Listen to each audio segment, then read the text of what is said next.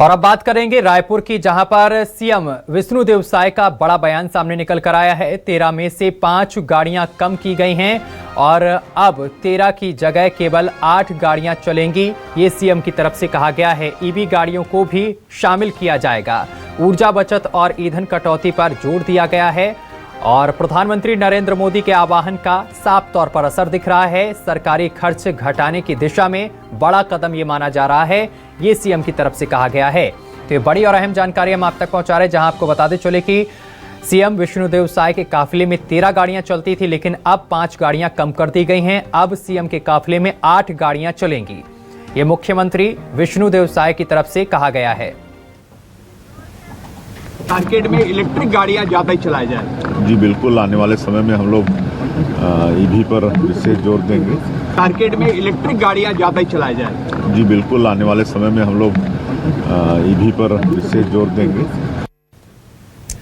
और इसी खबर पर अधिक जानकारी के साथ हमारे संवाददाता शिवम मिश्रा हमारे साथ जुड़ गए हैं। शिवम, अब 13 में से 5 गाड़ियां कम कर दी गई हैं सीएम के काफिले में।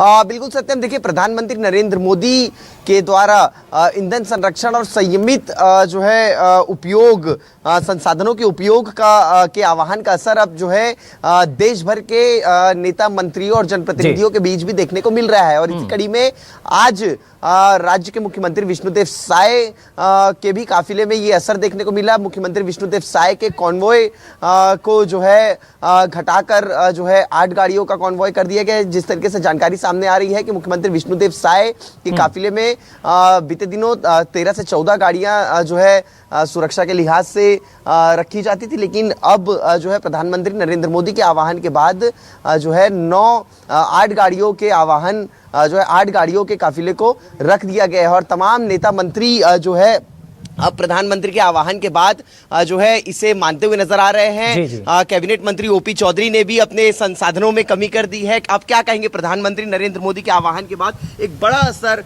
नेताओं के बीच, मंत्रियों के बीच देखने को मिल रहा है। आपने भी अपने वाहनों में कटौती कर दी है। युद्ध की भीषण परिस्थितियों में मोदी जी बहुत अच्छे तरीके से देश को चला रहे हैं। इसके कारण से आज हमको एहसास भी नहीं हो रहा है, लेकिन अब इतना लंबा युद्ध खींच गया है तो इसलिए उन्होंने देश की जनता को, हम सबको आह्वान किया है। तो इसलिए मैंने पायलट फॉलो सब कुछ छोड़ने का निर्णय लिया है और कोई प्रोटोकॉल, कोई पायलट, कोई फॉलो मैं नहीं रखूंगा। जैसे सामान्य रूप से रहते हैं वैसे ही रहेंगे।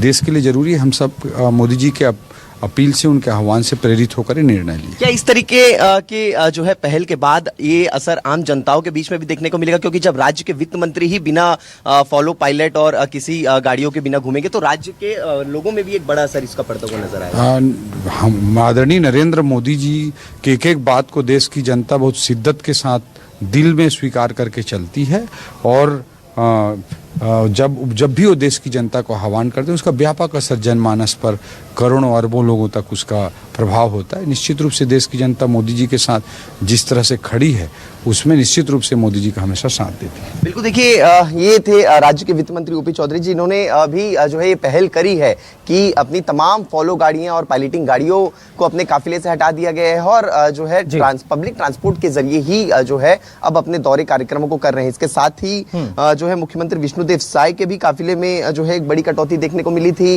मुख्यमंत्री विष्णुदेव साय के काफिले में भी अब इलेक्ट्रॉनिक व्हीकल को जो है शामिल किया जाएगा, यानी कि ईंधन का संरक्षण जो है वो बड़े पैमाने पर अब बिल्कुल शिवम, जिस तरीके से प्रधानमंत्री नरेंद्र मोदी ने आह्वान किया उसका असर साफ तौर पर अब छत्तीसगढ़ में भी देखने को मिला है और मुख्यमंत्री ने खुद अपनी गाड़ी के जो काफिले थे उसमें कटौती की है। अब 8 गाड़ियां उनके काफिले में होंगी। इसके साथ ही ईवी वाहनों को भी जोड़ने की कवायद है। बहुत शुक्रिया आपका तमाम जानकारी साझा करने के लिए।